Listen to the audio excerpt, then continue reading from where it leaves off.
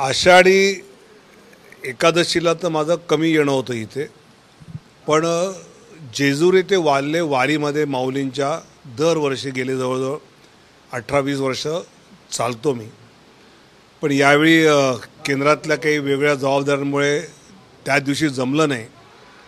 तर आज वाखरीपासून वारीमध्ये चालावं माऊलींच्या, आणि मग ती थोडी उशिरा निघते, त्यामुळे सकाळी विठुरायाचं दर्शन होईल, रखुमाईंचं दर्शन होईल म्हणून सकाळी आलो, दर्शन घेतलं. आणि अर्थातच अशा कुठल्याही दर्शनामध्ये राजकीय काहीही न विचार करता महाराष्ट्रातल्या राष्ट्रातल्या तमाम जनतेला सुख समृद्धी मिळू दे, शेतकऱ्याला पाऊस चांगला, शेती चांगलं होऊ दे, हेच मागणं मी नेहमी मागतो. तेही यावर्षी परत एकदा मागितलं.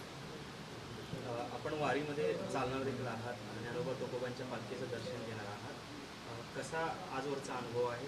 आता राष्ट्रीय मला अनेक वेळा असं वाटतं की वारीत चालायला यायच्या आधीपर्यंतची मनस्थिती आणि वारीत आल्यानंतरची मनस्थिती काय फरक पडतो माहीत नाही.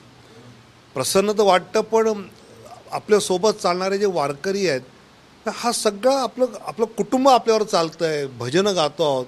आणि त्यावेळी खरंच सांगतो, मी गेल्या 18-20 वर्षाचा अनुभव आहे, त्यावेळी डोक्यात कुठलाच राजकीय विचार येत नाही. फक्त माऊलीशी आपण तल्लीन झालेलो असतो, एकरूप झालेलो असतो आणि त्यांची भजनं गात सगळ्यांबरोबर जात असतो. एक वेगळा आनंद, एक वेगळी ऊर्जा या वारीमध्ये चालल्यानंतर मला तर दरवर्षी मिळाली. वारीनं आपल्याला सगळ्यांना समता शिकवलेली आहे, समान वागायचं शिकवलं. मात्र सध्या महाराष्ट्रात थोडंसं वातावरण बिघडल्यासारखं जाणवते. काय मला वाटतं की महाराष्ट्रामध्ये राजकीय पक्ष वेगळे असतात, राजकीय पक्षांचे आपले आपले विचार वेगळे असतात, पण जे काही राजकीय एकमेकाच्या विरोधात उभं असणं ते मुद्द्यावर झालं पाहिजे.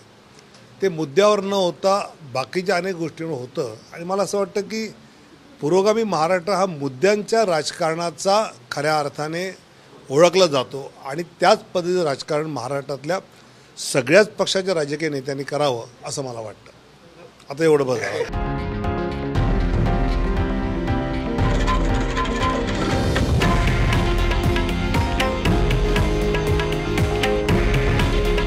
हे आहे देशातील नंबर 1 न्यूज नेटवर्क आणि आपण पाहत आहात TV9 मराठी.